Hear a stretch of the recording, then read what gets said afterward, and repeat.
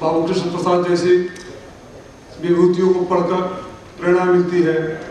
आज मैं मंच पर बैठे हुए अपने वरिष्ठ नेताओं के सामने हिंदुस्तान के नौजवानों की तरफ से राजनीति में आने की इच्छा रखने वाले नौजवानों की तरफ से एक सवाल उठाना चाहता हूँ कि बाबू श्री कृष्ण सिंह के ज़माने में आज़ादी से पहले राजनीति की जब बात करते थे तो देश को आज़ाद कराने की बात करते थे, आज़ादी के बाद विकास की बातें करते थे, राष्ट्रीय एकता की बातें करते थे। आज सिर्फ घपले और घोटाले की बातें करते हैं। ये राजनीति कहाँ चली गई?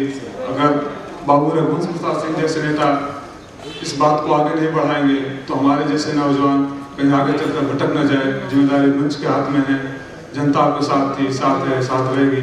बाबू श्री कृष्ण के आदर्शों को अगर आगे बढ़ाने की बात होती है तो आप जैसा दूसरा नेता मुझे सदन में बहुत कम दिखता है। उम्मीद करता हूँ कि हमारे जैसे नौजवानों को प्रेरणा स्रोत बने रहेंगे और इस बात को आगे बढ़ाएंगे। धन्यवाद। उषा ठाकुर जी, रमेश बाबू हैं, शाहिद भाई,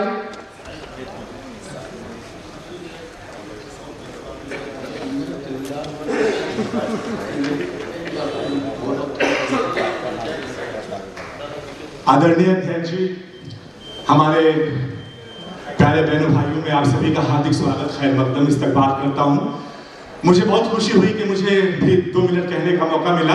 सबसे पहले मैं सर आप लोगों का शुक्रिया अदा करना चाहता हूं, जो आयोजक मंडल के लोग हैं, इस बात के लिए कि आपने एक ऐसे महापुरुष की जयंती मनाई है और उसमें हर देश के हर प्रांत से और बिहार के खासतौर से लोग आए हुए हैं। और श्री कृष्ण बाबू जी का जो जीवन था एक ऐसा जीवन था कि उन्होंने एक हिंदू मुस्लिम एकता का एक मिसाल दिया। जब वो मुंगेर में चेयरमैन सब लोगों ने उन्हें बनाने का पेशकश किया तो उन्होंने कहा कि नहीं, जैदी साहब को चेयरमैन बनाया जाए, वे हमारे बड़े भाई हैं। यानी कि उनके भाव जो थे, और मुझे लगता है कि उनके काल में बिहार में कोई दंगा भी नहीं हुआ और वो इतने विद्वान थे कि हजारों पुस्तकों को इतनी व्यस्तता के बाद भी वो पढ़े और वो पुस्तकें आज भी मुंगेर के लाइब्रेरी में रखी हुई हैं। और एक और चीज कहना चाहूंगा कि अभी जितनी भी सरकारें हुई हैं उन्होंने क्या काम किया है ये आपके सामने है। और श्री कृष्ण बाबू जी ने जितना भी अभी कल कारखाने लगे हुए हैं, ये सब जानते हैं कि वो किस काल में लगे और बेस्ट एडमिनिस्ट्रेशन का अवार्ड किस काल में मिला।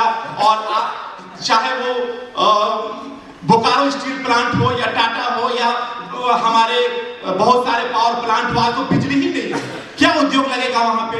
तो दोस्तों मैं एक बात और कहना चाहता हूं कि हमारा जो बिहार है, भगवान बुद्ध, महावीर, चंद्रगुप्त, चाणक्य का जो बिहार है, जो शेरशाह सूरी का बिहार है, उसे नेताओं के भरोसे छोड़ने से काम नहीं चलेगा। मैं आह्वान करता हूं यहाँ बैठे हुए सभी साहित्यकारों का, पत्रकारों का, युवाओं का कि आप सब मिलकर कुछ सोचिए, कुछ निर्णय लीजिए, कुछ आगे बढ़ के आइए। जैसे अन्ना आगे आए हैं, जैसे केजरीवाल जैसे लोग आगे आए हैं, तब इस देश का कुछ भला होगा। और मैं अपनी भावना श्री कृष्ण बाबू के प्रति एक शेर के साथ अर्पित करना चाहता हूं कि हजारों साल नरगिस अपनी बेनूरी पे रोती है, हजारों साल नरगिस अपनी बेनूरी पे रोती है, बड़ी मुश्किल से होता है चमन में भी गवर पैदा।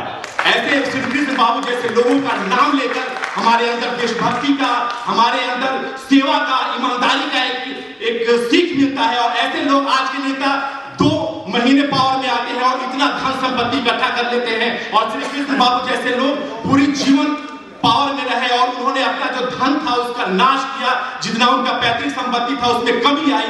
इन बातों के साथ एक बार फिर मैं इस महान विभूति को सत प्रणाम करता हूं। जय हिंद, जय भारत।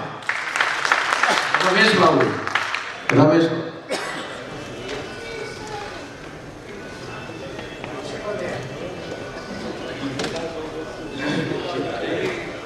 मंच पर उपस्थित पूर्व केंद्रीय मंत्री डॉक्टर संजय पासवान साहब, आयोजन समिति के अध्यक्ष श्री RS ठाकुर साहब, रामनगर बाबू, श्री रंजन त्रिवेदी साहब, सभा में उपस्थित